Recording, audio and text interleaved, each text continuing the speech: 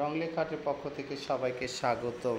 দেখো বন্ধুরা, দেখো আবারও একটি বাটারফ্লাই ড্রয়িং নিয়ে তোমাদের মাঝে চলে আসলাম। তো এইভাবেই ফ্রি হ্যান্ডে আমি বাটারফ্লাইটি ড্রয়িং করছি, একটি উড়ন্ত বাটারফ্লাই। তোমরা দেখো বন্ধুরা, পেন্সিল দিয়ে ধীরে ধীরে আমি স্কেচটা করে নিচ্ছি।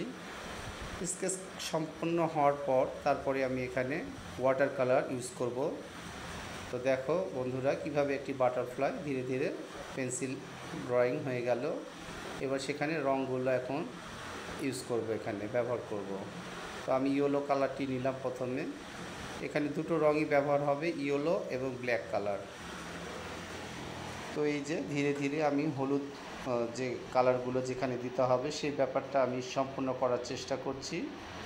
এই যে আমার হলুদ কালারটা প্রায় সম্পূর্ণ হয়ে গেল, ফিনিশিং দেওয়া হচ্ছে। যে বাকিটুকু যে অংশগুলোকে ফিনিশিং দিয়ে নিলাম। এবার কালো রঙটি এবার ব্যবহার করব। কালো রঙটি নিয়ে নিলাম। রঙগুলো একের পর এক এইভাবে দিয়েই আমি বাটারফ্লাইটি সুন্দরভাবে ফুটিয়ে তোলার চেষ্টা করছি। আর রংলেখা আর্টের পরিবারে যারা আছো এবং যারা নতুন আসছো তাদেরকে ওয়েলকাম।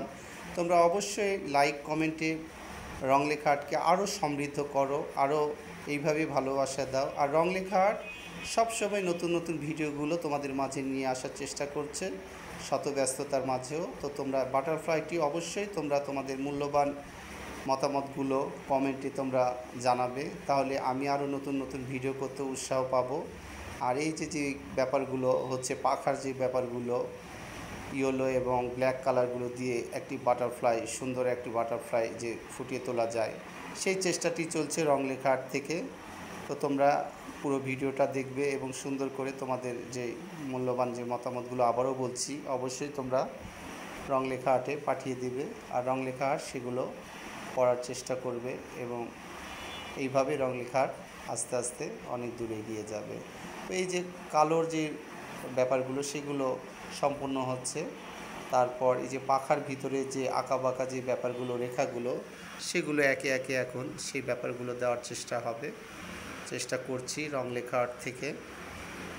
রংলেখা আর্ট এখানে এমন একটা আর্ট, এখানে সবার জন্য এখানে কিছু না কিছু দেওয়া আছে, সবাই দেখতে পারে এবং সেখান থেকে তারা শিখে যদি কিছু করে, সেটাই আমার সার্থকতা।